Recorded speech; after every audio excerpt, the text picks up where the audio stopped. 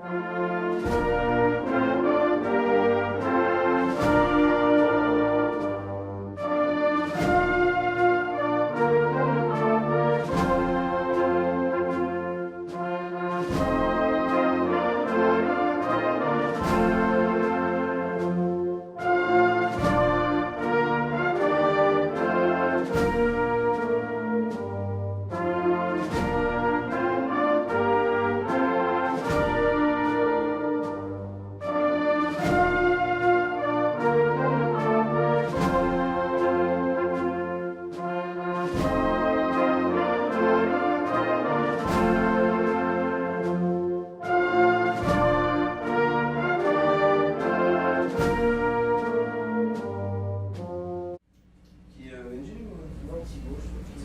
bon là?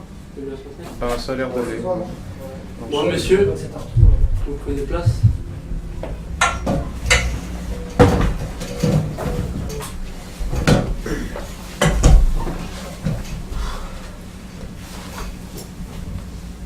Attention à la caméra.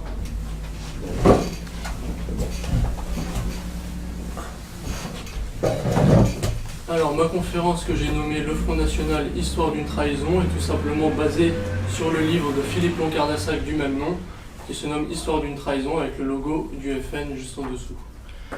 Pour commencer cette conférence, j'évoquerai brièvement les débuts de Jean-Marie Le Pen, c'est-à-dire ses origines, son parcours, un peu ce qu'il a fait, la vie personnelle et autres, puisque c'est le fondateur du Front National. Il est né en Bretagne le 20 juin 1928, fils de patron pêcheur et d'une couturière, elle-même fille de paysan. Il a été élève chez les jésuites et durant ses études, il vendait le journal d'Action française. Puis enfin, il finit diplômé d'études supérieures en sciences politiques et licencié en droit en 1952. Il eut aussi quelques expériences militaires. En 1955, il fut engagé dans le premier bataillon étranger de parachutistes, mais il était arrivé en Indochine à la fin des combats. Et seulement durant 3 mois en ce qui concerne l'Algérie, où il n'a pas pu faire grand-chose, mais on l'avait tout de même accusé d'avoir été un tortionnaire. Je ne sais pas si la véracité des faits, en tout cas, il me semblait qu'il avait admis implicitement en disant que c'était une sorte de réponse aux atrocités du FLN. Le FLN, qui je le rappelle, est d'origine marxiste, puisque d'ailleurs le nom est significatif, c'est le Front de Libération Nationale. Le terme de libération, on le connaît bien en France. Et d'ailleurs, l'ancien mot était la délivrance. Par exemple, Jeanne d'Arc, quand elle boutait les Anglais hors de France, on ne parlait pas de libération, mais de délivrance. Bon, jusqu'ici, on voit que Jean-Marie Le Pen est de bonne souche paysanne. Il a quelques expériences militaires, proximité avec l'Action française.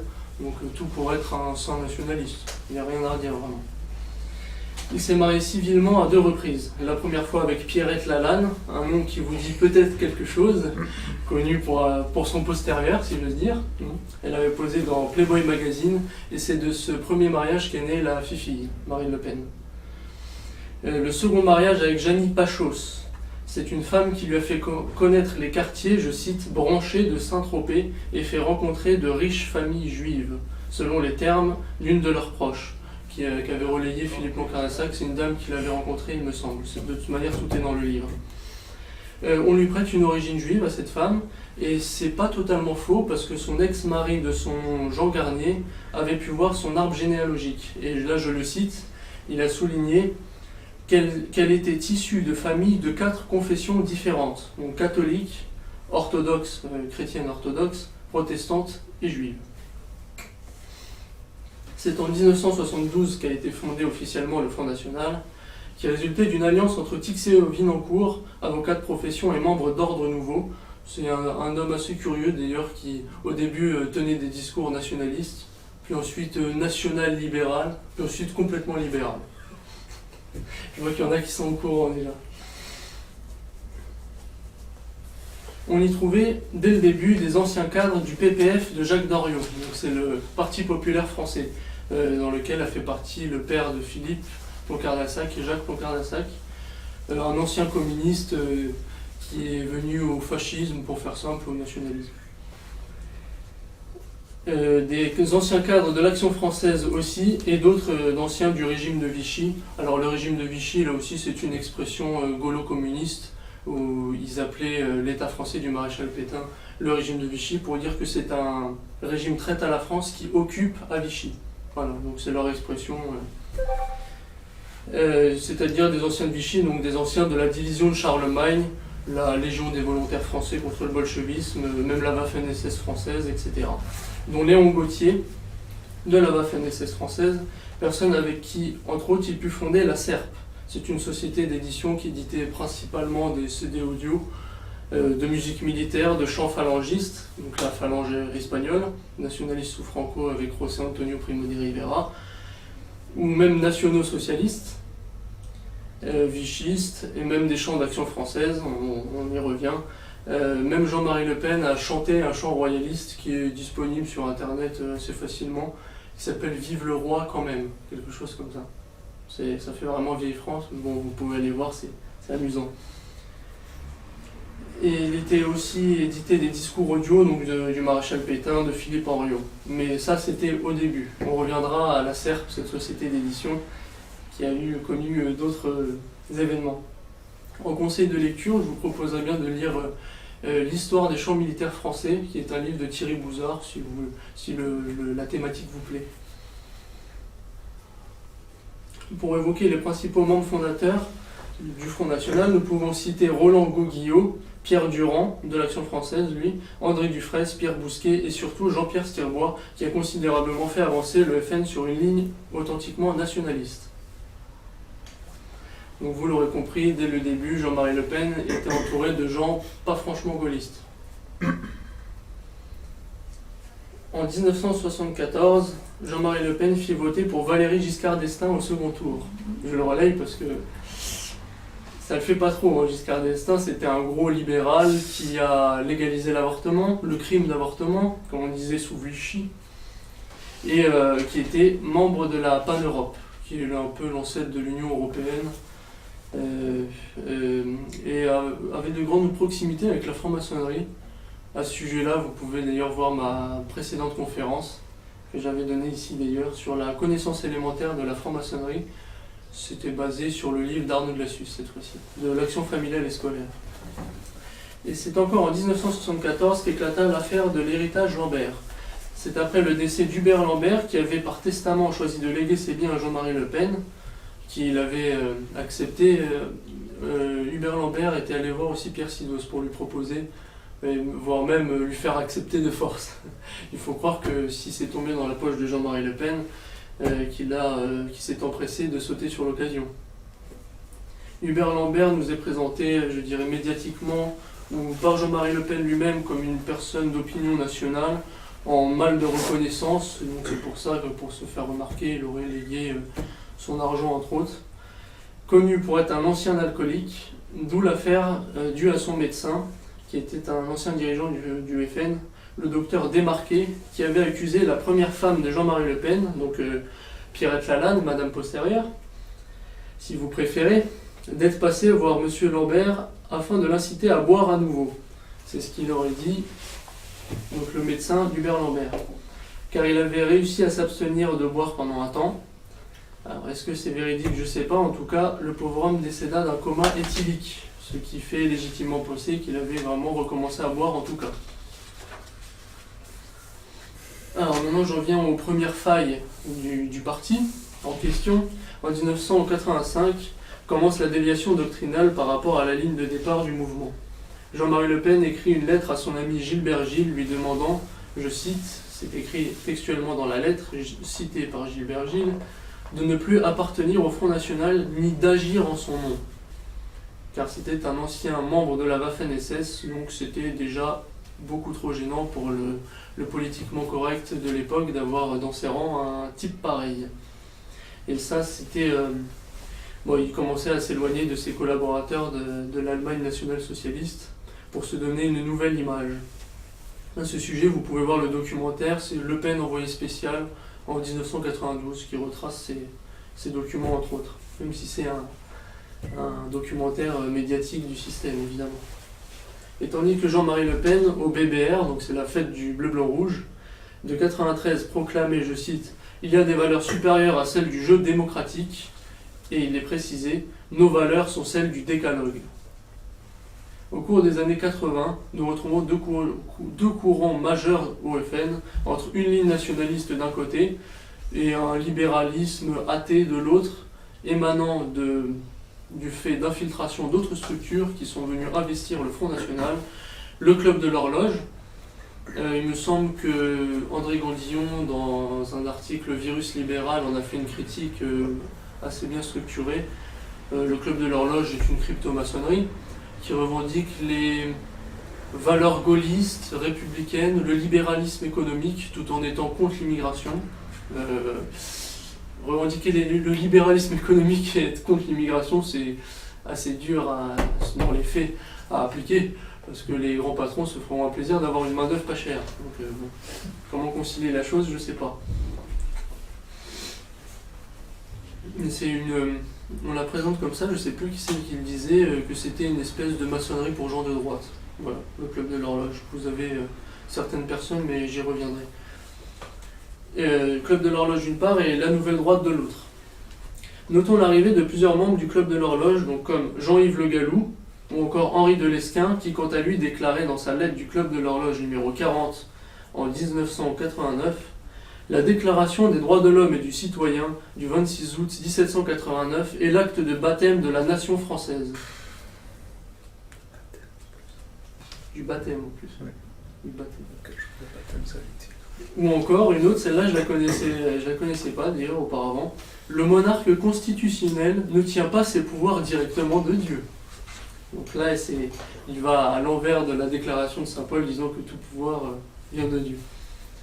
Constatons aussi l'arrivée de la Nouvelle Droite, en partie issue du Grèce d'Alain de Benoît. Alors, le Grèce a comme revue Éléments qui s'était fait remarquer en publiant des documents, des entretiens avec des actrices pornographiques, enfin des trucs. C'était la culture de mort. Et Bruno Maigret, qui est devenu un haut cadre du Front National, placé par Jean-Marie Le Pen lui-même. Donc il a une part de responsabilité dans la mise en place de ce personnage, qui avant son arrivée au Front, critiquait le Front National dans le journal Alternative Républicaine, dont le seul nom pourrait pourtant mettre en doute quand même, éveiller quelques soupçons sur le sujet, parce que comment vous voulez combattre les causes de notre décadence en abalisant les valeurs de 1789 qui sont la cause de notre décadence. Donc Alternative Républicaine dans le numéro 5, et c'était en 1985. Les origines du Front National qu'il rejetait et identifié comme, je cite, d'extrême droite, d'OAS, pétainiste, réactionnaire, rétrograde, traditionnaliste et nationaliste. Voilà ce qu'il méprisait. Et il est entré au front après coup. C'est clairement Jean-Marie Le Pen qui a attiré ce genre de cadre en créant en 1986 le Rassemblement National, qui fait qu'en 1987, Maigret a été adhérent du mouvement, l'a rejoint. Au moment où Maigret influençait la nouvelle ligne du front en 88, Jean-Pierre Stirbois décède dans un accident de voiture tragique.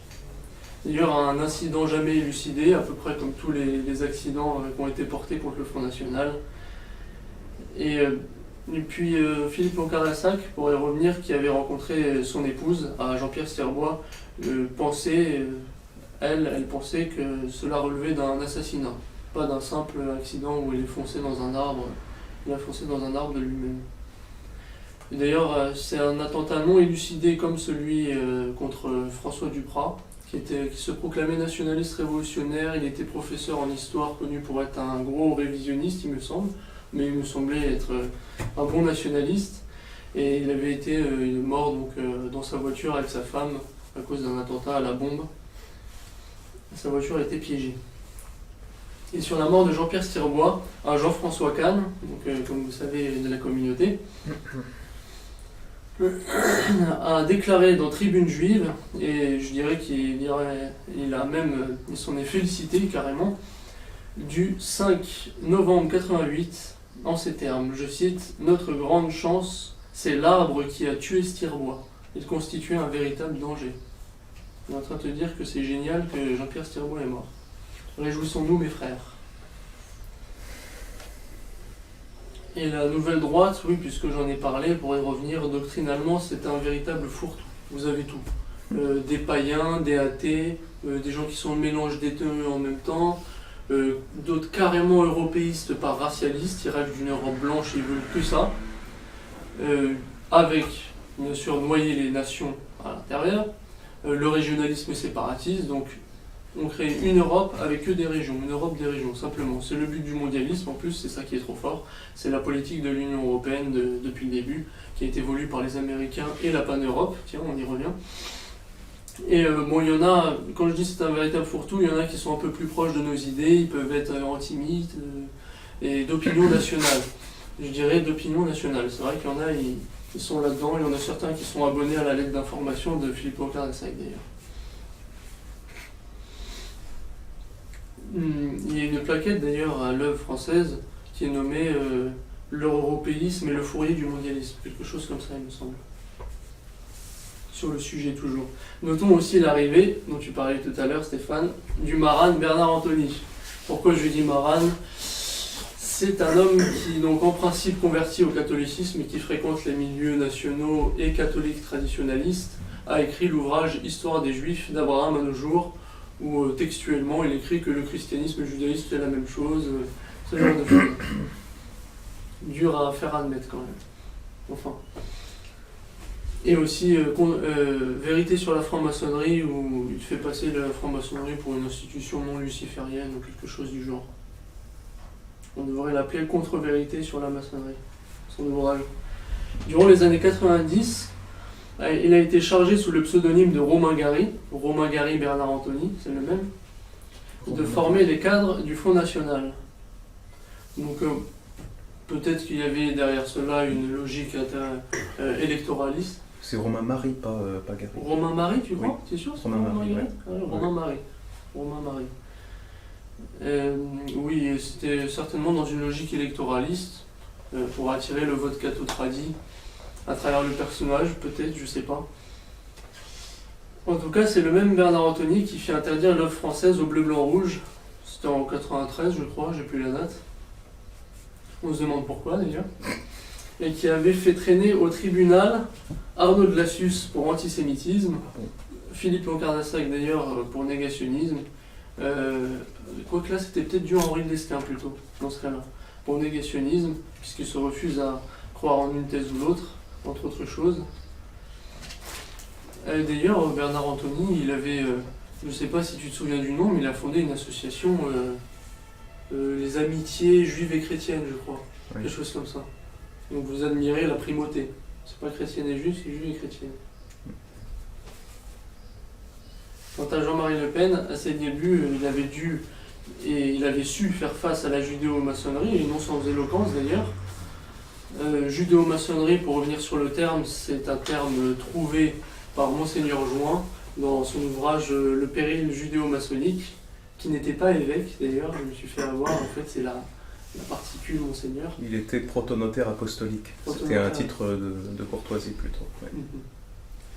Et oui, c'est dans son ouvrage Le péril judéo-maçonnique, où il avait créé le terme judéo-maçonnerie du fait de la constatation de l'alliance entre des juifs et des francs-maçons, ou encore de la philosophie maçonnique qui est basée sur la Kabbale juive, donc c'est pas étonnant qu'ils s'entendent tous les deux. Et d'ailleurs, c'est lui qui avait, Jean-Marie Le Pen, lu courant 1989, Doctrine du nationalisme de Jacques Loncard-Dessac. Vous avez dans le livre la photo disponible d'ailleurs, c'est très intéressant. C'est le livre le plus revendiqué par Ivan Benedetti d'ailleurs. Au fur et à mesure, il évoluait vers le politiquement correct, et je dirais le politiquement correct avant l'heure, puisque ça a été instauré par Sarkozy, le politiquement correct, durant son quinquennat. Par exemple, en se mettant à employer le terme de nationisme, pour éviter le terme de nationalisme, qui serait trop connoté, alors non, surtout pas, il ne faut pas employer ce mot-là, donc nationisme, ça ne veut rien dire. C'est complètement connu ça. Puis il faut aussi voir quand il affirmait à Pas de panique à bord, numéro 11 de septembre 93, le Front National n'est pas un parti avec ses cortèges de dogmes et des religieuses. Donc là, d'une part, où est passé le nationalisme, et d'autre part, où est passé le décalogue, qui est revendiqué juste avant. Au sujet de l'immigration, remarquons quand même que Le Pen a constitué tout son cheval de bataille, tout son business sur l'anti-immigrationnisme. Je dirais anti-immigrationnisme primaire, parce qu'il n'y a pas que ça qui dérange. C'est un sujet clé, un sujet primordial, c'est clair. Mais il n'y a pas que ça qui dérange les Français. Ça fait un peu court comme programme politique, disons. Et c'est lui qui, en 93, l'époque où il déposait encore une gerbe sur la tombe du maréchal, rappelait cette chose très juste à propos du droit du sang. Le droit du sang n'est pas une notion hitlérienne, il s'agit d'une notion romaine. Et c'était une notion qu'il défendait. Le droit du sang primant sur le droit du sol. Il fut aussi le premier à mettre en place des députés de confession musulmane, le plus connu étant Ahmed Djebbour. D'ailleurs, il aime à le rappeler systématiquement à chaque fois qu'on l'insulte de raciste, c'est-à-dire tout le temps, puisqu'il y a une omniprésence de l'antiracisme sur les plateaux télé qui sont dus, il faut le dire, aux coteries juives. Moi je le dis, je ne suis pas comme certains, que je citerai après, comme la Vikra, la HALD et d'autres, qui ont vraiment influencé sur le plan médiatique, politique et juridique à la fois.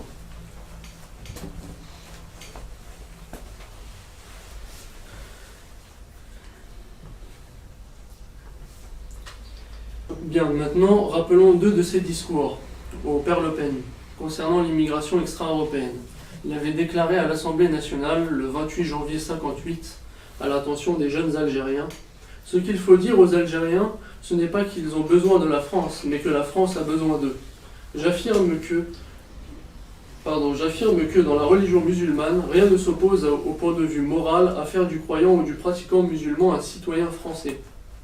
Bien au contraire, sur l'essentiel, ces préceptes sont les mêmes que la religion chrétienne, fondement de la civilisation occidentale. D'autre part, je ne crois pas qu'il existe plus une race algérienne que de race française. Je conclus, offrons aux musulmans d'Algérie l'entrée et l'intégration dans une France dynamique, au lieu de leur dire, comme nous le faisons maintenant, vous nous coûtez cher, très cher, vous êtes un fardeau. Disons-leur, nous avons besoin de vous, vous êtes la jeunesse de la France. J'aurais dit, Christiane Taubira n'aurait pas fait mieux. Et ça, c'est tiré de 20 minutes du 16 février 2005. Et plus proche de nous, lors de son discours du 6 avril 2007 sur la dalle d'Argenteuil, voilà ce qu'il déclarait. Il n'y a pas de beurritude, pour moi vous êtes ni des potes, ni des blacks, ni des beurs, vous êtes des citoyens français et des enfants légitimes de la France, faisant partie de notre République. Vous avez les mêmes droits et devoirs comme nous tous, comme la préférence nationale, car seul vous pouvez parfaitement comprendre pourquoi il est urgent de l'appliquer. Vous devez contribuer au redressement de la République française. Mais ça, mon cher Le Pen, c'est accepter le droit du sol. Alors qu'il acceptait la notion romaine, le droit du sang, au départ. Idem pour Bruno Gollnisch qui déclarait pourvu qu'ils aiment la France. Disons qu'on peut intégrer immigrés et fils d'immigrés seulement à la seule condition qu'ils aiment la France. Je trouve ça un peu léger, quoi. Même pas qu'ils la servent, qu'ils l'aiment, c'est tout. Je sais pas ce qu'ils aiment d'ailleurs, peut-être c'est le RSA. Donc, non, il faut préciser, il faut être sérieux.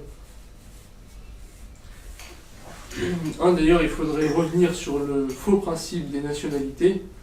On est français par héritage, au moins parce qu'un de nos parents l'est, par transmission, par fait d'histoire, pas sur le papier, quoi. Et d'ailleurs, l'histoire de France est plurimillénaire, donc celui qui dit je suis là depuis 2 générations, je suis chez moi, à part si son grand-père a combattu aux côtés de la France, il a une certaine légitimité, autrement non. Puisque verser son sang équivaut au droit du sang, plus ou moins. En France en tout cas, pour le cas de la France.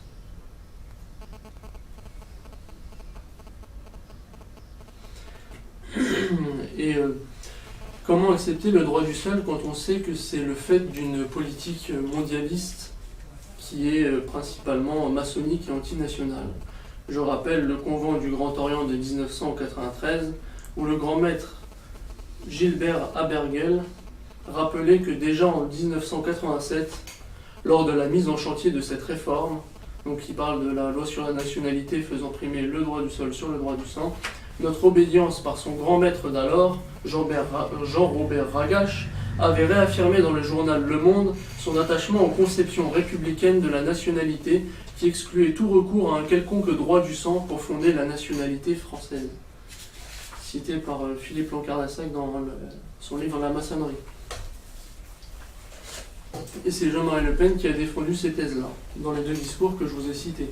Alors on pourrait dire qu'il s'agit simplement de drague électoraliste, ce qui n'est pas totalement faux. Il n'empêche que vous pensez qu'on va gagner, on va prendre le pouvoir en disant des choses qu'on ne pense pas, en disant les choses à moitié ou le contraire de ce que l'on devrait dire.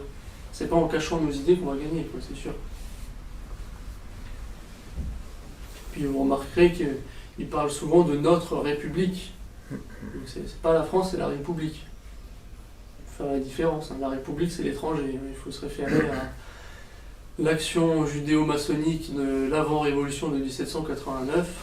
C'est principalement étranger. Donc, excusez-moi, c'est des hauts cadres financiers qui ont mené une guerre contre les monarchies et contre l'Église à l'échelle française puis européenne. Et si je traite ces premières failles du Front National datant des années 80 et 90, c'est pour montrer à quel point je dirais Marine Le Pen n'est qu'un aboutissement finalement, c'est la fin de la logique. Qui est d'ailleurs une déviance totale, enfin là il faut être aveugle pour ne pas le voir. Je passe maintenant à la dérive gaulliste, et même la dérive démocrateuse qui va avec. Je dis démocrateuse, bon je comprends que des nationalistes pensent qu'il ne faut pas abandonner le terrain électoral, que ça peut être le jeu démocratique, on peut s'appuyer dessus, c'est vrai, mais tant que l'on ne devient pas démocrate nous-mêmes. C'est pour abolir la démocratie, c'est pour fonder un parti unique qu'on combat. C'est pas pour faire le jeu démocratique. Et adopter ses idées, issues de 1789. On repère l'évolution de Le Pen au travers de ses discours, celui sur la victoire de Valmy, le discours à Valmy qui est un franc-maçon encore.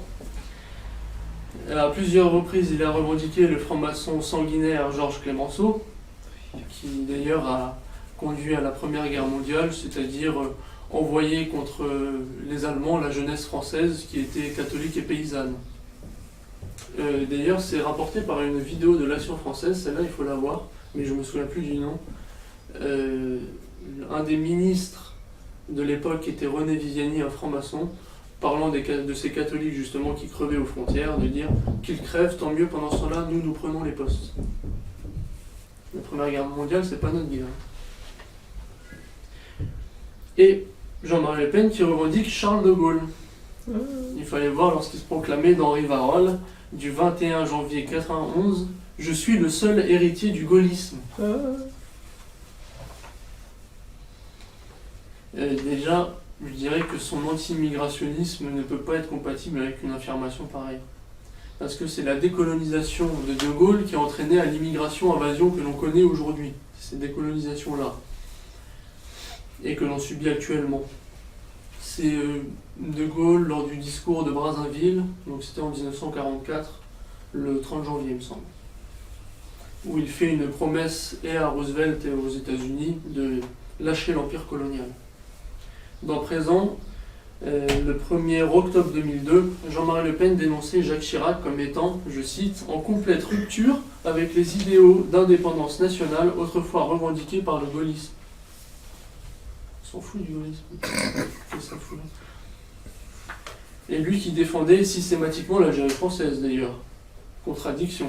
Qui fait l'éloge du lâcheur d'empire du colonel de Gaulle, puisqu'il me semble que... C'est pas général. Oui, c'est pas général, et le grade ne lui avait pas été attribué du fait de sa désertion lors de la Première Guerre mondiale face aux Allemands. Quelque chose comme ça. Et en réaction, après coup, c'était autoproclamé général. Je me souviens plus trop de l'histoire, mais c'est-à-dire, avant de partir à Londres, il avait été fait général à titre provisoire. Ah oui, c'est ça en fait. D'accord. Et De Gaulle aussi qui remis à l'honneur la franc-maçonnerie, s'il vous plaît. Fred Zeller, ancien grand maître du Grand Orient, en entretien avec De Gaulle au lendemain de la dite libération, épuration, reconnaissait les effets désastreux de l'interdiction de la maçonnerie par l'État français sous Pétain, sur ses effectifs et son action, jusqu'à ce que De Gaulle, lui, rende force et vigueur. Donc c'est l'expression de Fred Zeller qui, en parlant de Gaulle, il nous a rendu force et vigueur, il dit. Et j'ai rendu la République à la France. Je ne vois pas pourquoi je ne lui rendrai pas aussi ses francs-maçons. Répondait Charles de Gaulle à ce Fred Zeller. C'est très logique d'ailleurs. Ah oui, c'est très logique, tout à fait. Les deux vont de pair, hein, très souvent. Bon, après, la République, c'est une institution, donc elle peut être aussi anti-maçonnique, mais au sens 1789, non, c'est clair, ça va ensemble. On pourrait citer l'empereur Constantin, qui a tout de même christianisé l'Europe, a fortement contribué à la chose. C'était sous une république, on ne peut pas dire que c'est maçonnique, c'est clair. Donc ça dépend de l'institution et des lois qui sont faites, des vecteurs qui dirigent la structure. Et toujours par rapport à la franc-maçonnerie, il faut voir le documentaire, toujours télé, du 18 septembre 2011, le Front National aux ordres du Grand Orient, c'était le titre. Où l'on voit Jean-Marie Le Pen lui-même, en sortant de sa voiture, répondre à un journaliste qui lui demande, par rapport à l'évolution du mouvement, entre autres choses, à l'ouverture à toute cette base non doctrinale que je vous ai citée auparavant, le journaliste lui demande, est-ce une ouverture qui peut aller jusqu'à accueillir des francs-maçons au Front National? Réponse de Le Pen, je crois qu'il y en a déjà. En tout cas, il n'y avait pas d'objection à ce qu'il y en ait. Lui qui, je l'ai dit précédemment, a fait face à la judéo-maçonnerie, il en a été victime, et il a même été ostracisé par le Mnébrit, qui voulait absolument bannir toute opinion nationale, donc il fallait écarter le FN qui promulguait ses idées. Le Mnébrit, qui, je le rappelle, est une loge maçonnique uniquement réservée aux juifs. Alors, la franc-maçonnerie, qui a comme cheval de bataille l'antiracisme primaire, a un genre de maçonnerie qui est strictement réservé aux juifs et interdit aux autres. C'est pas du racisme, ça?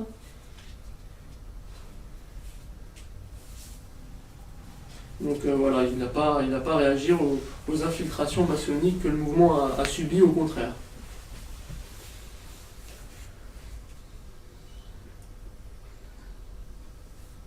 Et dans les années 99, là c'est pas sur la franc-maçonnerie, mais à propos de l'islam, c'est vers cette année-là qu'il commençait à parler d'un islam à la française, où il acceptait cette idée d'islam à la française. Et là aussi, vous allez peut-être me dire, ça a peut-être été fait par électoralisme, c'est vrai, mais enfin il n'empêche qu'il accepte l'idée devant tout le monde. Alors si c'est pour mentir, comment voulez-vous que les Français qui sont séduits par les opinions nationales comprennent ce qui se passe? Voilà, c'est comme ça qu'on finit par troubler les gens et par être une véritable voie de garage. Au sujet de la lutte contre l'avortement, dont était partisan Jean-Marie Le Pen à ses débuts, voilà ce que le 12 juillet 2012, à Radio Courtoisie, lorsque Claude Reichmann posait la question suivante. Que comptez-vous faire à propos de la loi Veil? Il répondait, le devoir d'État des hommes politiques, c'est de gérer la cité. Nous n'avons pas un devoir de réforme morale ou éthique. Bien sûr que si. Cela appartient aux forces religieuses, ou aux forces religieuses, bon, très bien, ou à chaque citoyen qui considère que c'est une donnée fondamentale.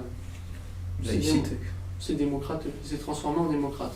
C'est mal parti pour combattre le système avec les valeurs qu'il prône. Ça, c'est la laïcité maçonnique, ça. Bah, d'ailleurs, il dit l'opinion de chaque citoyen, mais comment est faite l'opinion de ces citoyens? Elle est faite à travers les médias, par qui sont tenus les médias? Les puissances d'argent. Donc finalement, c'est les puissances d'argent qui forment l'opinion des citoyens. Donc s'il y a une propagande avortueuse de masse dans les médias, comme il y en a eu et comme il y en a aujourd'hui pour l'euthanasie et autres sujets de culture de mort, bah évidemment, les Français vont être pour l'avortement et ils vont voter pour. Hein.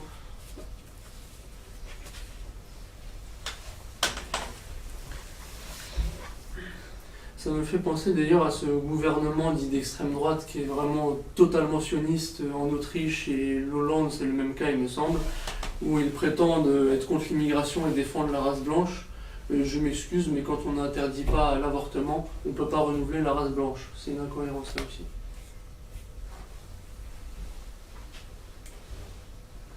Pour continuer de voir cette déviance opérée à l'intérieur du FN et en partie par le FN, ne serait-ce que par le chef du mouvement, revenons sur l'année 93, où un cadre du FN, Dominique Chaboch, a envoyé une lettre à Philippe Loncarnassac, alors qu'il dénonçait régulièrement dans son ancien journal, son ancienne lettre d'information Présence française, l'avortement, la franc-maçonnerie et le gaullisme. Monsieur Chaboch l'avait démis de ses fonctions, parce que Philippe Loncarnassac était le chef du cercle des Français de l'étranger en Belgique à l'époque. Donc il a démis de ses fonctions sous prétexte que des gaullistes rejoignaient le combat national et qu'il ne fallait donc pas les critiquer pour pouvoir rassembler. Ils veulent de Pétain et de Gaulle à la fois. Oh, il ne s'est rien passé.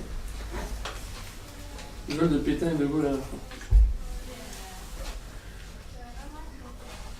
Donc d'une part, le nationalisme est mis dans la poche, et de deux, c'est l'absence de doctrine. Si on ouvre la porte à n'importe quelle ligne politique, c'est-à-dire qu'il n'y a pas de doctrine fixe, qu'on ne sait même pas ce qu'on veut. Voilà, un tel pense ça, un tel, une diversité d'opinions telle au sein du mouvement qu'on ne peut pas suivre une ligne politique directrice. C'est le bordel, c'est le bordel. Et voilà ce que dévoilait très justement le sociologue et historien Michel Vievorka, qui est cité toujours dans le livre de Philippe Loncarnassac, sur l'utilité d'un Le Pen dans le jeu démocrateux. Dans son livre La démocratie à l'épreuve, qui disait à propos il parlait de l'utilité du Front National et de Jean-Marie Le Pen pour le système en place. Il écrit « Je n'ai aucune sympathie pour M. Le Pen, mais je crois que sa survie politique sur un mode populiste nous a évité jusqu'ici de graves violences. Le Front National et son leader incarnent et structurent ses peurs et ses refus, donc il parlait de l'immigration et la sécurité entre autres, sans leur laisser ouvert l'espace de la violence. N'excluons pas qu'une décomposition du Front National déporterait vers un nationalisme plus dur et plus pur. » On revient à la voie de garage dont je parlais au début. Donc à quoi a servi le Front National dans le jeu démocratique? À faire miroiter l'opposition et à canaliser une réaction authentiquement nationaliste. Donc je sais pas, c'est peut-être un gauchiste le type, il n'empêche qu'il a vu juste. Jean-Marie Le Pen qui a un parcours d'ailleurs qui me fait penser à François Mitterrand. Donc, qui était Mitterrand, un ancien de Vichy, et réputé pour être un dur de Vichy. C'était l'expression de Claire Andrieux, une communiste qui lui vouait une haine viscérale.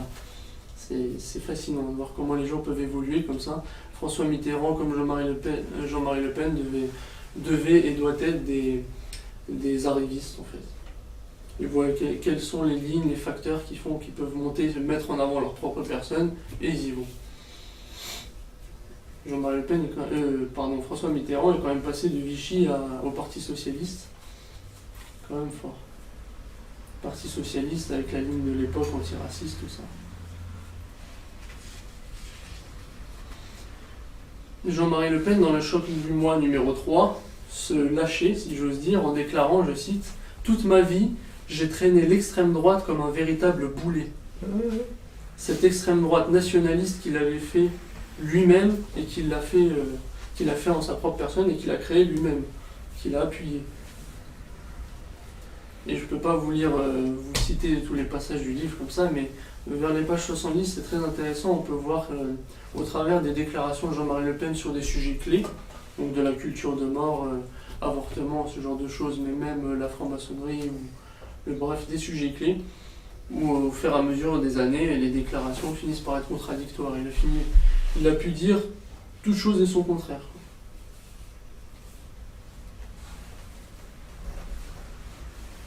On peut aussi constater que le terme de lepénisme nous est défavorable, ou encore la lepénisation des esprits, puisqu'on est, dès qu'on dit quelque chose, on est amalgamé avec le Front National, directement.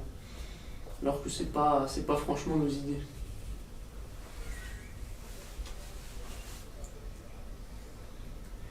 Des dérives démocrateuses et gaullistes, maintenant à la dérive qui suit, la dérive logique, la dérive judaïsante. Revenons à la SERP dont je vous parlais au début, qui a été fondée par Le Pen, donc la société d'édition de CD. Votre infratour. Oui.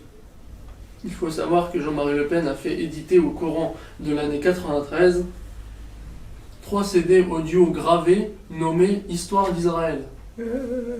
Histoire d'Israël. C'était l'époque où le Front National tentait à être sioniste, à tenter le rapprochement avec les Juifs.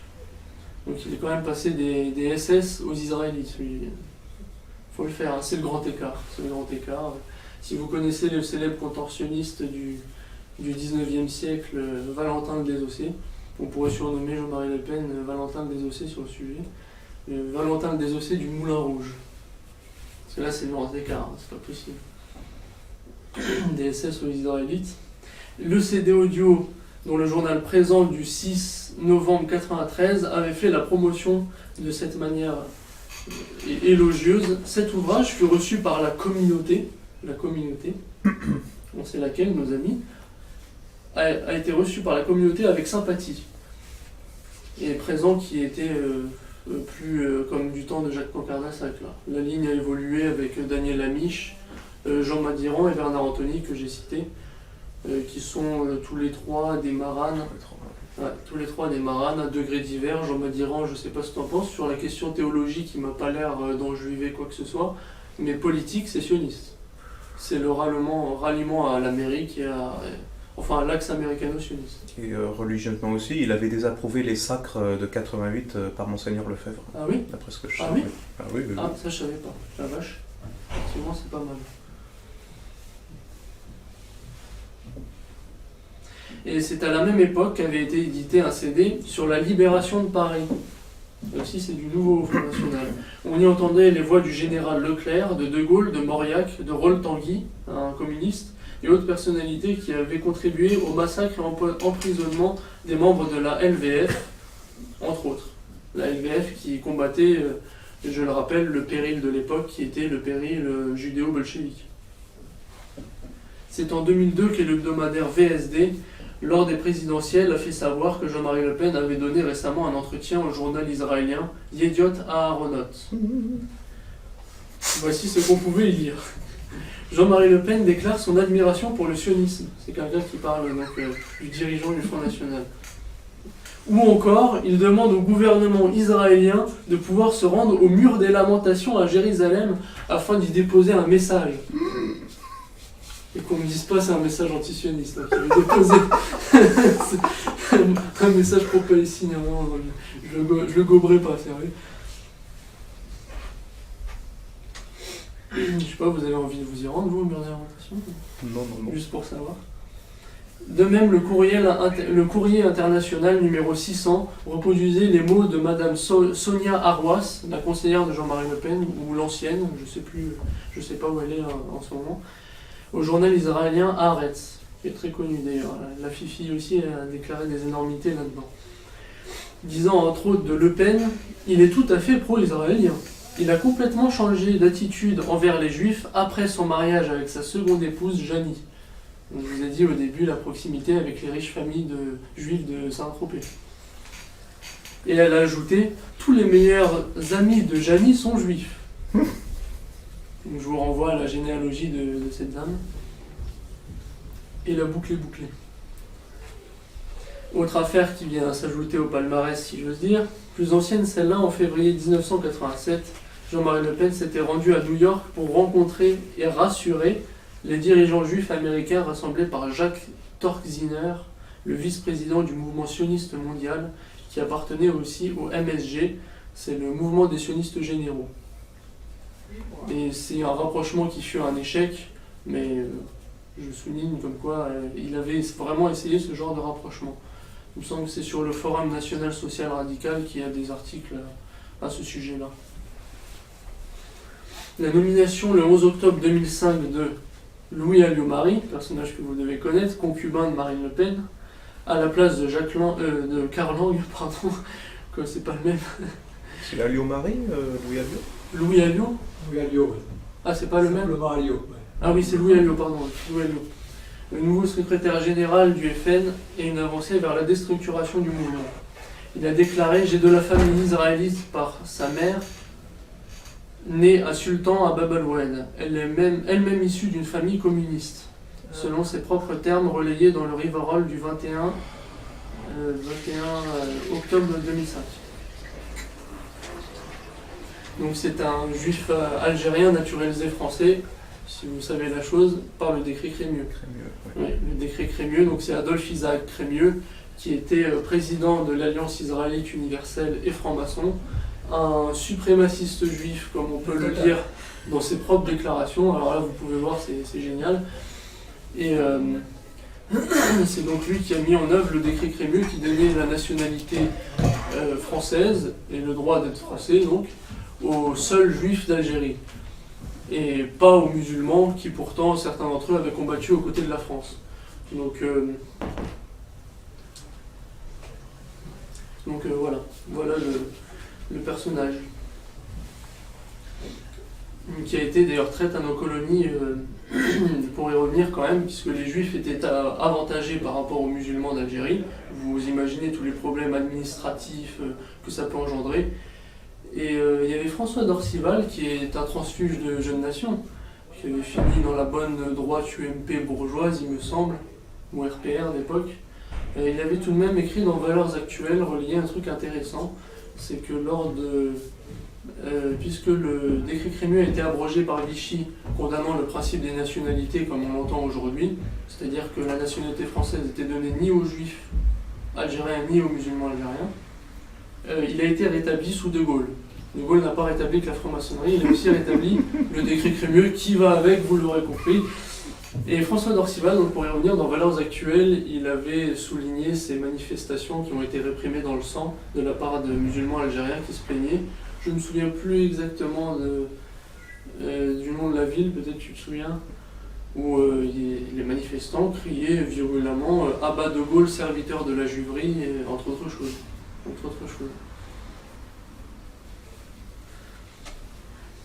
En fait, le Front National suit exactement la même ligne que le MSI, la droite néo-fasciste italienne, qui est une sorte, qui est le RPR en Italie, mais plus fasciste au départ, mais reprenant quand même la relève lors de la mort de Mussolini. C'était Giorgio Almirante, je crois, l'ancien dirigeant, et jusqu'à ce que Gianfranco Fini accède à la gouvernance du parti et trahisse la ligne soutenue par l'ancien, en se ralliant totalement à l'entité sioniste lors de ses voyages en Israël. Et d'ailleurs, pour l'anecdote, comme quoi Front National et MSI c'est quasiment la même chose, ils ont repris leur logo du MSI, le Front National. Le MSI, vous avez MSI avec la flamme vert, blanc, rouge, les couleurs de l'Italie, et le Front National FN avec la flamme bleu, blanc, rouge, les couleurs de la France, tout simplement. Sur la fortune et les business de Jean-Marie Le Pen, en dehors de l'héritage Lambert et de la SERP, dont j'ai déjà parlé, voici ce que l'on peut trouver. Durant les années 2006, éclata l'affaire de la veuve Poignet. Ça vous dit quelque chose ? La veuve Poignet. La veuve Poignet. Tiens, qu'est-ce que c'est ? Le Pen avait fondé une société avec le repris de justice Patrick Bourson pour pouvoir produire leur propre cuve de champagne. Une cuve de champagne dont la vente était axée, voire même réservée aux bars gays et lesbiens. Donc, que l'on puisse tenter de s'enrichir pour une raison ou une autre, je veux bien, mais se faire du business sur le vice, non merci. C'était le Canard enchaîné en 2006 qui avait relayé la chose, et c'était même passé à la télé d'ailleurs. Toujours dans le Canard enchaîné, numéro 4508 en 2007 rapporte que Jean-Marie Le Pen avait fait exprès de dire du bien de Nicolas Sarkozy en public lors de leur rencontre pour que Jean-Marie Le Pen se fasse effacer son ardoise fiscale par ce dernier, ce qui fut fait. Il s'agissait d'un lourd redressement fiscal dû à ses fausses déclarations sur sa fortune colossale, Jean-Marie Le Pen. C'était l'affaire, entre autres, je le dis en résumé, mais vous pouvez voir ça. Fortune colossale, je le répète, c'est tout à son honneur, tant qu'il ne fait pas du business avec les PD de la création. À propos de la diabolisation, si aujourd'hui, avec Marine Le Pen, on nous parle de dédiabolisation, c'est que logiquement, précédemment, il y a eu diabolisation. Diabolisation qui est incontestablement due au système, qui a refusé toute idée nationale et patriotique, dont le mnébrite que j'ai cité tout à l'heure, mais aussi, il faut l'admettre, de la part de Jean-Marie Le Pen, et ces quelques provocations qu'il a eues à propos de ces nombreux dérapages récidivés sur la Shoah. Il savait qu'il donnait le bâton pour se faire battre avec ses déclarations où il traitait le député Michel Durafour de Durafour crématoire, ou l'expression du point de détail de l'histoire, qui peut être amusant, mais quand on a des responsabilités comme ça, il vaut mieux s'abstenir de donner le bâton pour se faire battre.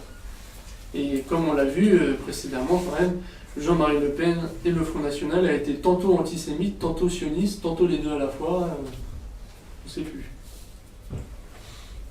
Pourquoi canonner sur les juifs si c'est pour faire du business avec eux après ? Le cas Marine Le Pen, pour ne pas que vous pensiez que je me fais une fixation sur le boutiquier qui est Jean-Marie Le Pen, je dis boutiquier parce que c'est vrai que on peut démontrer que le Front National est une PME familiale. Hein. Même les Marion Maréchal Le Pen, avec Marine Le Pen, ils ont placé leurs amis, les membres de leur famille un peu partout. Voilà, quelque chose de très visible.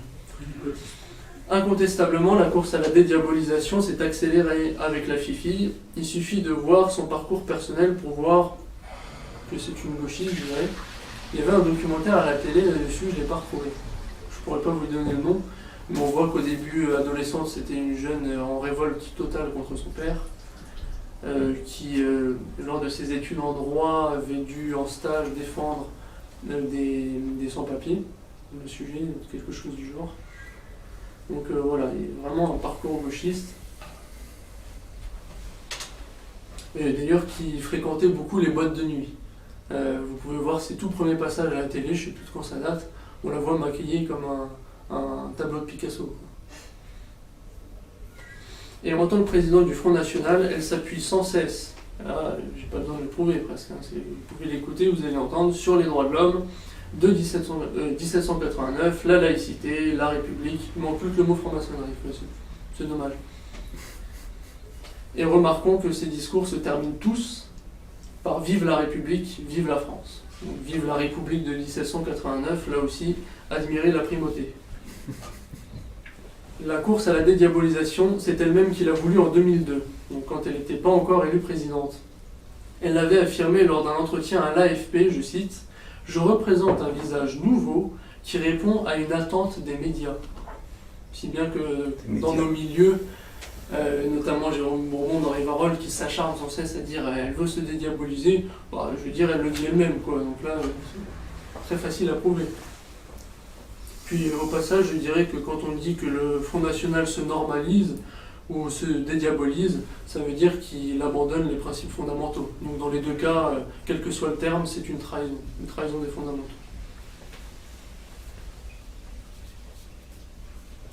Marine Le Pen, le 12 décembre 2006, lors de la candidature de 2007, se vantait que le FN s'était débarrassé des spécificités, là je la cite, débarrassé des spécificités religieuses, ethniques ou même politiques. Il me semble qu'il y a un député régional juif qui a fait pour le Nouvel An juif un grand Shana Tova, mes amis, tout un clip pour le Front National et tout. Donc les spécificités religieuses sont écartées, sauf celle judaïque, visiblement. Et franc-maçonne, entre autres choses. La même personne qui, dans différents discours, souhaite un islam à la française. Marine Le Pen aussi. Donc il n'y a pas de spécificité religieuse, mais attention, on est pour un islam à la française. Et la même qui plie les chines devant la coterie juive, dont elle connaît, j'ose espérer, les ressorts, puisque fille de Jean-Marie Le Pen, quand même. On pourrait ajouter que le FN s'était débarrassé des spécificités sexuelles, ou du moins des orientations sexuelles, disons, puisqu'aujourd'hui on ne s'étonnera pas de retrouver des homosexuels au Front National. Ce qui a fait que Roger Olindre, membre fondateur du Front National d'ailleurs, a quitté le mouvement en annonçant son départ le 15 janvier 2011. Il publie de 1 les raisons de sa démission et de 2 une liste de, je sais plus, il y avait une vingtaine d'homosexuels qui entouraient, qui rôdaient autour de Marine Le Pen. Enfin, elle les dénonçait. Parce que décidément, elle les attire. Donc Popeye quitte le FN, tandis que Gollnisch lui reste, et j'y reviendrai. Cette dernière, pour revenir encore à Marine Le Pen, a aussi déclaré « Le Front National a toujours été un parti pro-sioniste » pour le journal israélien Haaretz le 7 janvier 2011. Vous avez tout l'article sur internet aussi. D'ailleurs, elle ment un petit peu, c'est pas un parti qui a été toujours pro-sioniste. Même pas. Ouais. Pas, c'était pas, hein. Dans les années 70, c'était pas foncièrement. Et souvenez-vous de l'époque où Marine Le Pen avait été invitée par Radio J, qui est Radio Judaïka, à laquelle a été invité Manuel Valls d'ailleurs. Puis pas plutôt désinvitée, puisqu'elle avait été désinvitée au dernier moment, sans doute parce qu'elle n'était pas encore assez cachère, je ne sais pas. Elle se précipita pour annoncer son désir de se recueillir à Yad Vashem, comme le papa. Presque comme le papa. Donc, mais attention, pas de spécificité religieuse au Front National. Attention, s'il vous plaît. C'est pas très nationaliste tout ça. Puis sous son égide, le Front National est rejoint par Florian Philippot, gaulliste acharné, qui ne veut pas parler de sa vie privée, mais on sait qu'il est homosexuel. Hein. Ouais. Bien gentil, mais on a compris. Il a été présenté à Marine Le Pen par Paul-Marie Couteau, qui est lui aussi homosexuel du Club de l'Horloge. Finalement, il est comme une coterie homosexuelle en plus, une coterie qui s'ajoute. Il déclare que le mariage des pères homosexuels est secondaire. Ça, je l'ai entendu. Pourtant, ça n'est pas secondaire du tout, c'est une révolution de société. C'est une culture de mort au même titre que le crime d'avortement et autres. Ce qui engendrera beaucoup de problèmes administratifs pour les pauvres fonctionnaires qui vont devoir s'occuper des documents qui déjà, avec les familles décomposées, recomposées, s'y retrouvaient plus. Un changement familial, bien sûr, éducatif, et surtout le problème de la marchandisation, puisque ce qu'on appelle GPA et PMA, création médicalement assistée pour PMA et gestation pour autrui, on assiste à la marchandisation du corps de la femme et de l'enfant qui s'achètent. D'ailleurs, vous pouvez voir les vidéos sur ce sujet, c'est déjà passé un peu à la télé, c'est une saloperie sans nom.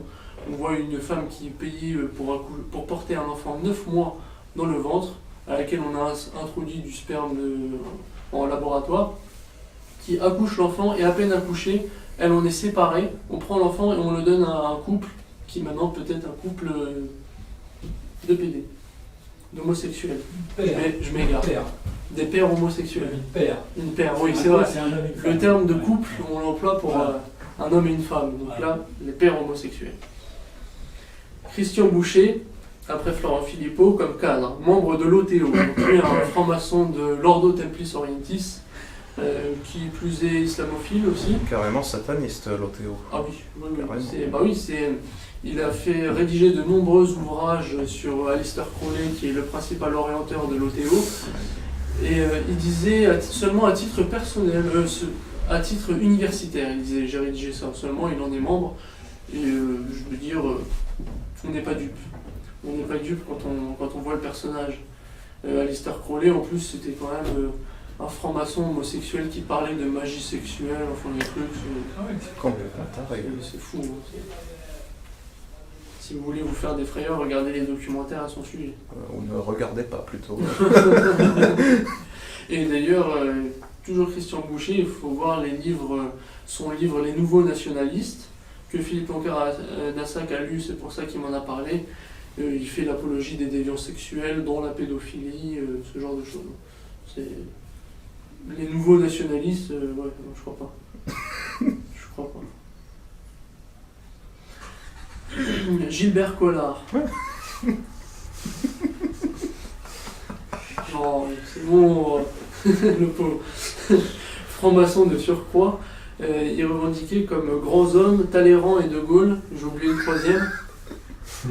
Talleyrand, d'ailleurs, quand on nous dit que la Révolution a aboli les privilèges du clergé et de la monarchie, il faut savoir que Talleyrand, c'était un homme qui a aboli les privilèges du clergé, mais pour se les accaparer pour sa propre gueule. Hein.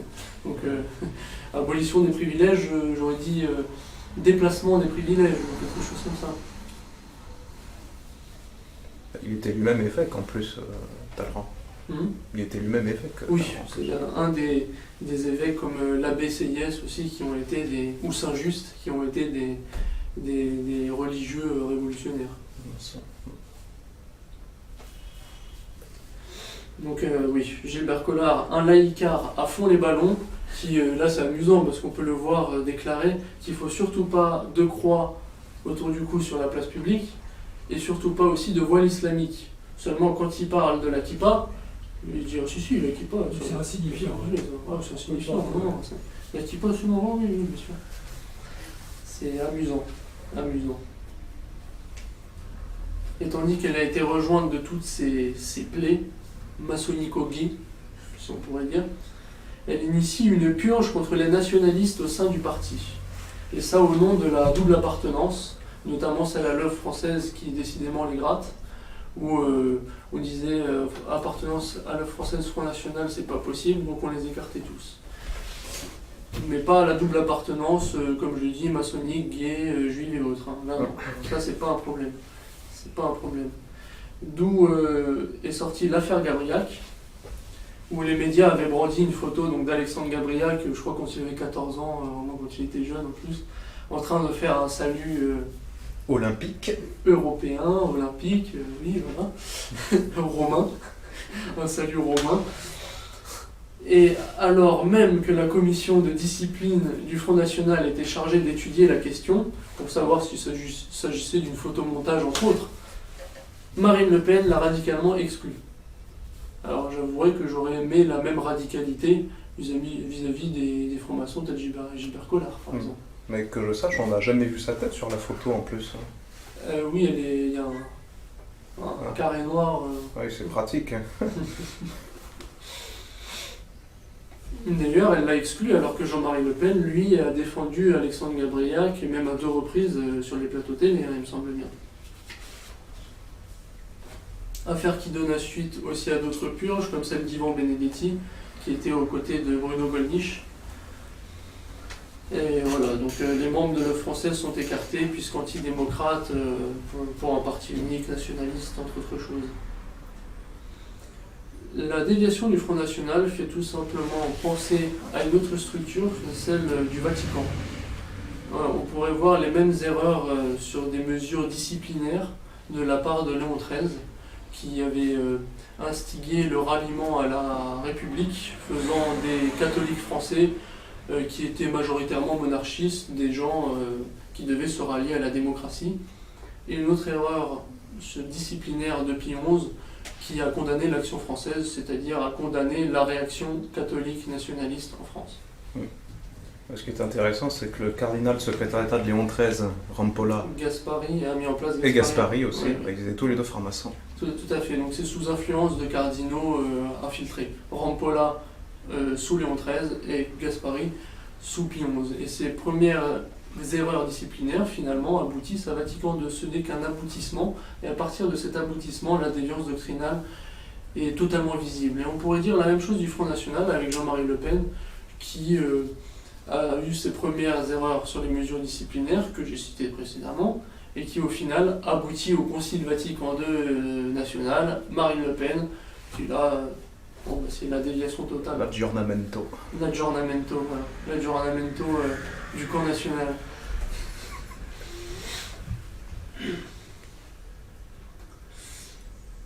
Et d'ailleurs, je ferai une remarque sur ceux qui disent le père oui, le fils non. Il faut quand même voir que le père laisse tout faire à sa fille. Il n'a jamais mis des bâtons dans les roues ou quoi que ce soit, il lui laisse le champ libre. Donc, si on est pour le père et pas la fille, le problème c'est que le père laisse tout faire à la fille. Le cas Bruno Gollnisch maintenant. Pour commencer, certes il ne rejette pas les nationalistes qui l'approchent, et lors de ses discours il évoquait notamment à la basilique Saint-Denis les rois qui ont fait la France. Mais souvenons-nous qu'un Le Pen lui-même est passé de Jeanne d'Arc à De Gaulle, et du Mont-Saint-Michel à Valmy. Et lors du congrès de Tours, chargé de prendre la succession de Jean-Marie Le Pen au Front National, il a prononcé un discours de ralliement total au Front National, désormais présidé par Marine Le Pen, et ça après le discours de la fille, où elle faisait pleinement l'éloge de la République, de 1789, des droits de l'homme, de la laïcité, tout l'emballage. Et c'est peut-être par méconnaissance aussi, mais il a affirmé dans la revue L'Héritage numéro 2, c'est une revue du Renouveau français, il me semble, la trilatérale, ça existe, mais ce n'est pas maçonnique. Or, la trilatérale, ne serait-ce que par son nom tri, fait penser à 3, le logo est pyramidal, et c'était un article dans le Figaro de l'époque qui déclarait que la trilatérale a été fondée par David Rockefeller et Zbigniew Brzezinski. Donc 2 hauts francs-maçons, dont le second est juif, et franc-maçon. Puis d'ailleurs, je me demande pourquoi les juifs rejoignent la franc-maçonnerie, puisqu'elle est basée sur la Kabbale juive, ils retrouvent à peu près la même chose qu'ils ont dans leur synagogue, quoi. À moins que ce soit pour en détenir les leviers. Comme chez Jean-Marie Le Pen, on retrouve aussi l'acceptation du droit du sol, donc les Français de papier. Puisque c'est lui qui emploie l'expression, comme je citais au début, pourvu qu'ils aiment la France, vis-à-vis des intégrations des immigrés, fils d'immigrés. Qui sur le plan est marié avec une femme japonaise, il me semble. D'ailleurs, je ne lui reproche pas, on ne va pas condamner le métissage à niveau individuel. Ce qui est condamnable, c'est la politique de métissage et l'immigration quand elle est massive. Voilà. En 2007, Bruno Gollnisch avait cédé aux pressions des organisations juives telles que la LICRA, qui voulaient faire admettre l'existence des chambres à gaz et faire reconnaître la culpabilité du maréchal Pétain, pour citer leurs expressions. Et c'est ce qu'il fut devant les tribunaux. Il a fini par accepter la chose. Il en résultait qu'il allait être condamné à 3 mois de prison avec sursis et avec 5 000 € d'amende, en plus d'être exclu pour 5 ans de l'université de Lyon 3 où il était professeur en droit. Il y est revenu depuis, il me semble. Mais pour revenir à la Shoah, je dirais que c'est difficile à admettre quand on voit qu'officiellement elle ne repose que sur la foi de témoignages de la partie intéressée, c'est-à-dire des vainqueurs. Il faut plus que ça pour prouver un événement historique, notamment des preuves scientifiques. Voilà. Voilà ce que vous pouvez répondre entre autres choses. Et il est regrettable que Bruno Gollnisch ait cru bon de se désolidariser de Jérôme Bourbon qui le soutenait dans Rivarol, pour rester accroché plus simplement au Front National, pour rester dans les jeux du mouvement, je dirais. Et tenez, sur un fait d'actualité, Bruno Gollnisch, et sur son blog et à la télévision, c'était iTélé, il me semble, a fait une éloge sans retenue de Dominique Vénère. Pourtant, Bruno Gollnisch est catholique pratiquant.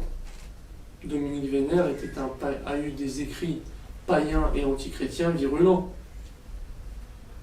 Alors comment on peut revendiquer une telle chose? Et puis, pour reprendre l'expression d'Hervé Ryssen, je dirais que dans sa nouvelle revue Histoire, même sur la question bolchevique, on voit que Dominique Vénère n'a jamais osé tirer un seul poil de la barbe d'un rabbin.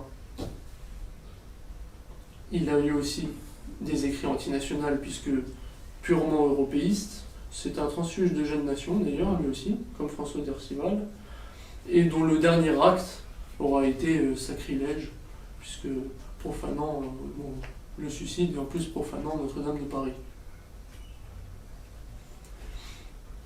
Et d'ailleurs, quand on dit qu'il avait agi au nom de l'OAS, il me semble que là aussi il faudrait revoir, parce qu'il était rallié à des républicains communistes espagnols, et ces réunions se passaient dans une salle qui contenait une dizaine de drapeaux, tous étrangers, et dont celui placé au centre était le drapeau américain. Je ne sais pas quels intérêts il servait. Après, je ne sais pas, peut-être vous allez me dire je suis trop dur, mais quand je vois toute cette frange païenne qui dit que son acte est courageux, je les renverrai à Léon de Grelle. Je ne vois pas du tout un combattant tel que lui, tel que Léon de Grelle, qui a combattu toute sa vie, qui était courageux et sur le champ politique et le champ militaire, faire un tel geste. Voilà. Donc je parle de ça pour vous montrer à quel point Bruno Gollnisch n'aurait jamais dû faire un éloge pareil, sans retenue, de Dominique Vénère. Et il faut aussi voir l'abbé de Tanoir, l'abbé de Guillaume de Tanoir, qui, abbé, décidément, je la vache, parlait de Dominique Vénère ayant rejoint les grands néants, donc il ne croit même plus au paradis chrétien ou quoi que ce soit. Et lors de la cérémonie faite à Dominique Vénère, il est en opposition totale avec le droit canon, puisqu'à aucun moment il ne condamne le suicide. Limite, il faudrait que je la réécoute, je me demande s'il salue pas le geste. Il faut voir ça. N'importe quoi. Donc pour revenir à Gollnisch, qui aura pu voir toutes les affaires, toutes les crasses au Front National. L'héritage Lambert, accointance financière avec la secte Moon, ou encore accointance avec l'escroc Bernard Tapie, l'effacement de son amende pour fraude fiscale en disant du bien de Nicolas Sarkozy, sans oublier la production du vin La Veuve Poignée, en vente pour les barguets. Pareil avec Marine Le Pen, léguée autour d'elle qui l'entoure. D'ailleurs, ce qui explique qu'ils n'ont pas voulu défiler contre le mariage homosexuel. Dit mariage homosexuel, puisque évidemment, ce qui est visé avec cette politique, c'est aussi pas seulement la marchandisation, le libéralisme dont j'évoquais tout à l'heure, la pédophilie. C'est vrai qu'il y en a qui sont fatigués d'aller jusqu'en Tunisie ou en Thaïlande, comme Jacques Lang et Frédéric Mitterrand, pour s'approprier des gamins. C'est vrai que ce serait plus simple de cette manière-là. Et aussi, il faut le signaler, détruire la signification authentique du mariage, qui est une union sacrée devant Dieu pour la vie et à fin de procréation pour perpétuer les générations. Et la reproduction naturelle, bien sûr, pas dans des laboratoires.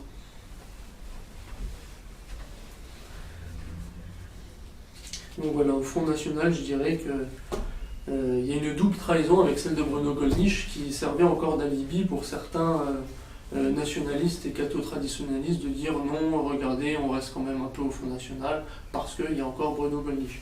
Et vous avez lu tout ce que je vous ai cité. Là aussi, ça ne tient pas. D'ailleurs, on pourrait remarquer M. Gollnisch n'a jamais critiqué 1789, l'avant-révolution, la franc-maçonnerie, le mondialisme. Il n'a jamais mis en garde contre les causes de notre décadence.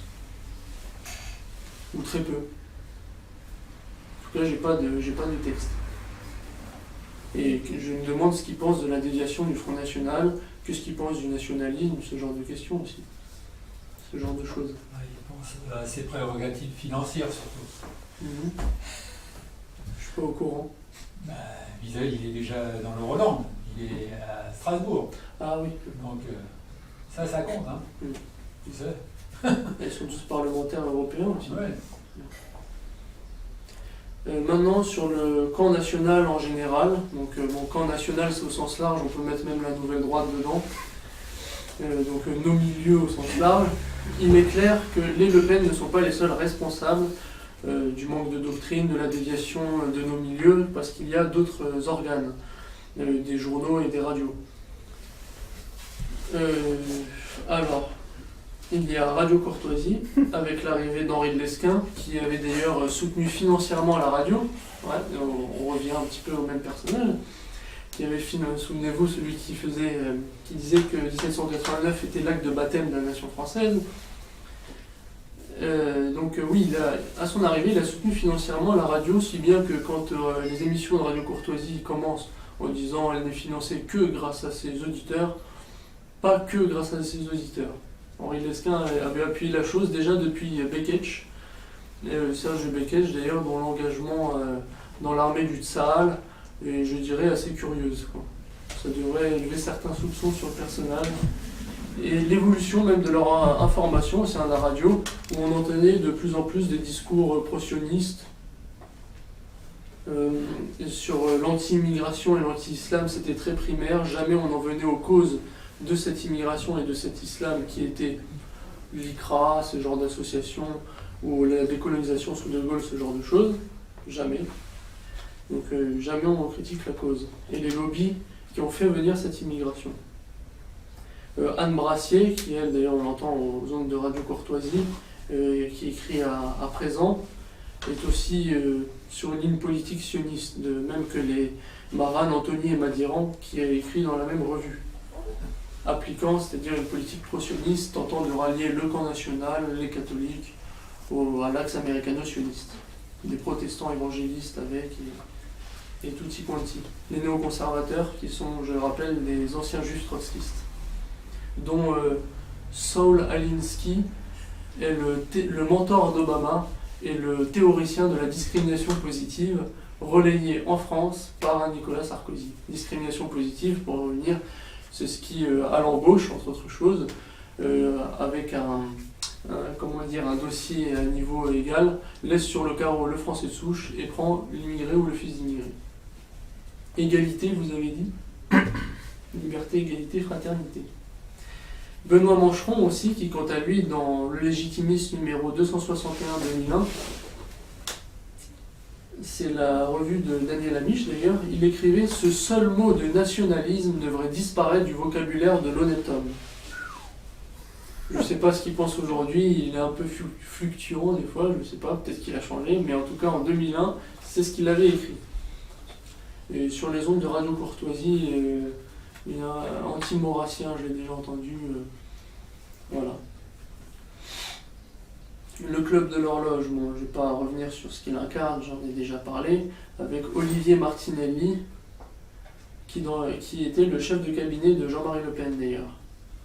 Club de l'horloge qui contient, je les avais cités avec de Lesquen et Couteau, et aussi Jean-Yves Le Gallou, entre autres choses. C'est vraiment la crypto-maçonnerie pour gens de droite, libéral, gaulliste. Voilà, c'est vraiment ça. C'est la bonne droite pourrie comme on l'aime. La nouvelle droite de Bruno Maigret, des Alain de Benoît, Philippe Randa aussi, qui, avec sa maison d'édition du Alpha, fait dans l'érotisme et dans l'ésotérisme. Donc un ésotérisme qui se rapproche d'une Elles sont philosophie, bêtes, d'une philosophie maçonnique, et limite, c'est quasiment pornographique. Voilà. Pornographique le film. Ils sont invités dans nos milieux d'ailleurs, ces gens-là. Alors comment expliquer ces déviations doctrinales? Il y a Jérôme Bourbon dans Rivarol qui rappelait que Henri Coston aimait à dire « On commence par créer un journal pour défendre des idées, puis on abandonne les idées pour défendre le journal. » C'est une part de l'explication, je dirais, mais l'autre est due aux infiltrations dans nos milieux par des éléments contraires, comme des maranes, des cryptomaçons, voilà, tout ce que vous voulez, tout ce que vous voulez. Voilà, nos milieux à l'heure actuelle, et il y a déjà quelques décennies, sont véritablement délétères. Pour conclure sur le Front National, je dirais que c'est un échec. C'est la trahison des fondamentaux sur les sujets de société, le Pax, l'immigration. Vraiment, ça me fait penser le Front National, c'est le RPR des années 80. Ça me fait penser à ces droites conservatrices qui va dire non au Pax. Une fois que la gauche adopte le Pax et qu'on propose le mariage gay, ils disent non au mariage gay, regardez, on a déjà accepté le Pax, c'est bon. Et une fois que le mariage gay va passer, ils vont dire non au mariage pédophile, le mariage gay, le mariage homosexuel est passé, c'est bon. C'est vraiment l'UMP et la conservatrice des idées de gauche. C'est la même chose. Bon, après, vous me direz, il y a des francs-maçons des deux côtés, ce qui explique la chose. Il y en a même au Front National, ce qui fait que quand on vote électoralement, on se demande si on vote pas pour la franc-maçonnerie de temps en temps. Mais ils ont besoin de cette mise en scène pour fonctionner de toute façon. Tout à fait. Cette dialectique. Bien sûr. C'est la dialectique. Puis en fait, ils naviguent au gré du vent aussi. Ah oui, bien sûr, bien sûr, bien sûr. Donc trahison des fondamentaux et des braves gens, puisque des millions de gens ont cru au FN, d'autres se sont même engagés par la voie militante. Il y en a qui ont fini en garde à vue, qui sur les lieux de travail, en défendant Le Pen, s'est fait rejeter par ses amis, les membres de sa famille, des choses aussi graves que ça, quoi. Pendant 40 ans, ça a été une voie de garage où les braves gens ont été trahis. Et d'ailleurs, comble du comble, Jean-Marie Le Pen est un homme qui n'a jamais voulu le pouvoir. C'est peut-être pas le cas de la Fifi à ce sujet-là, mais Jean-Marie Le Pen, c'est clair. C'est Pierre Vial, qui lui aussi est de Nouvelle Droite, mais je vais le citer pour cette chose intéressante. C'était sur Méridien Zéro, qui est aussi de Nouvelle Droite, qu'il l'avait dit, où au deuxième tour des présidentielles de 2002, la veille où on allait savoir le résultat du second tour, si Jean-Marie Le Pen allait être président de la République, il y avait eu Jean-Marie Le Pen le soir voulait prendre un casse-croûte et avait demandé à Bruno Gollnisch de chercher quelques personnes pour l'accompagner et manger avec lui, parce qu'il ne se sentait pas très bien, il voulait être accompagné, disons. Et Bruno Gollnisch est allé voir Pierre Vial pour lui dire la chose, alors ils ont mangé tous les trois ensemble. Et Gollnisch, là, un peu excité, se tourne vers Jean-Marie Le Pen en disant j'ai la citation, mais président, on est peut-être à la veille de la prise du pouvoir, qu'est-ce que vous en pensez, tout ça. Et la réaction du père Le Pen, entre deux bouchées, limite il s'en foutait, il dit « Oh, que Dieu nous en préserve ». Il ne voulait pas de pouvoir. Donc ça fait beaucoup tout ça. Et bon, je tiens à signaler tout de même que je respecte la base militante, qui est sûrement composée encore aujourd'hui de braves gens, c'est fort possible qu'il y en ait. Il y a même certainement des cadres qui ont des idées plus proches de nous. Je ne connais pas bien, mais c'est fort possible. C'est vrai qu'il est toujours regrettable d'abandonner une structure puisqu'on l'abandonne à l'ennemi, puisque j'ai fait le parallèle avec le Concile Vatican II. C'est dur d'abandonner le Vatican pour la question religieuse, comme d'abandonner le Front National pour le camp national, le nationalisme. Mais honnêtement, j'y crois pas vraiment, il me semble que c'est assez verrouillé. C'est vraiment une PME familiale où on ne pourra pas vraiment agir librement. Il y a des potismes à fond la caisse. Ouais. Donc, la chose, c'est faire sauter la structure. J'ai tendance à penser que le Front National constitue une voie de garage et que c'est compliqué à rétablir. Souvenez-vous la phrase de Michel Vievorka disant que s'il n'y avait pas le Front National pour le système politique, ça risquerait de déboucher vers un nationalisme plus dur et plus pur. Ouais, Et tout est là, tout est là. Il a servi pendant 40 ans à faire miroiter l'opposition politique. Donc voilà, j'ai fait le tour. Je pourrais peut-être vous citer donc Histoire d'une trahison de Philippe Ploncart-Lassac, qui raconte les travers du mouvement, que j'ai d'ailleurs, la plupart de ma conférence était basée là-dessus. Il me semble qu'Anne Kling avait fait un ouvrage pas mal là-dessus, je ne l'ai pas lu, je l'ai juste écouté à la radio, sur FN, tout ça pour ça, quelque chose du genre. Voilà. Sinon, les articles critiques, vous en avez dans Militant, Rivarol.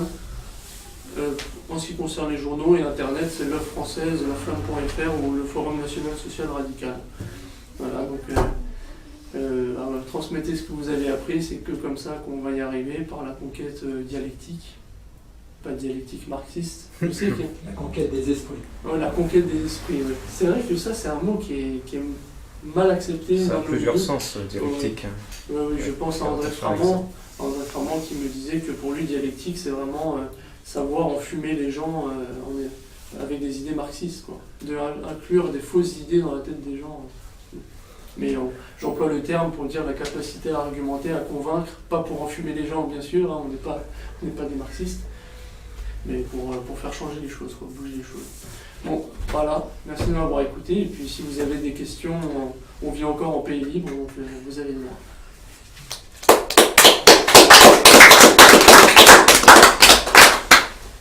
Précisez plutôt zone occupée, zone libre. C'est ce que vous pensez Bah, pas très libre, quand même. Et si tu veux, le système... Il y en a encore de libre, oui, c'est... Le système principal de sécurité, justement pour canaliser le mécontentement populaire, et Marine Le Pen est à la droite parlementaire, ce que Mélenchon est à la gauche parlementaire. Soupape de sécurité, tu vois. Oui, ça ouais. un peu Donc, ce sont des fausses oppositions. Bah, lors des dernières élections, elle a servi d'arbitre entre l'UMP et le PS, d'ailleurs. Parce qu'elle était la troisième. Parce qu'elle était la troisième. Ceux qui peuvent les menacer, voilà, ils se trouvent ici, là. Oui. Comme ça, pour la démocratie judéo-maçonnique, Le Pen sert un peu servi de vitrine présentable voilà, à la démocratie pour les gens conservateurs. Il a fait son fonds de commerce avec l'immigration, en fait. C'est clair. J'ai oublié d'employer le terme. Il n'y a pas un immigré de moins, au contraire, il y en a des millions de plus. Voilà. J'ai oublié d'employer le terme, c'est ça que je voulais dire. Oui, il a fait son fonds de commerce sur l'anti-immigrationnisme. Voilà. Clairement, c'est ça. Ouais. Clairement. On a du mal à croire qu'elle a été dans un bal national-socialiste. Oui, c'est vrai, c'est des histoires qui sont ressorties. Je ne sais pas ce qu'il en est, c'est vraiment des antifas qui ont fait des articles. Plancart a bien écrit avec les compagnons vôtres, il les a bien dénoncés.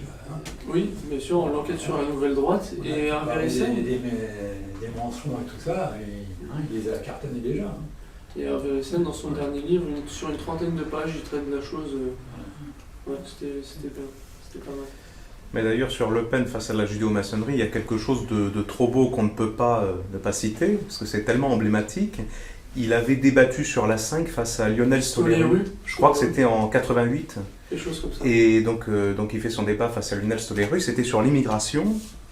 Et il fait un aparté, il pose mais dites-moi, monsieur Stoléru, est-il exact que vous ayez la double nationalité ?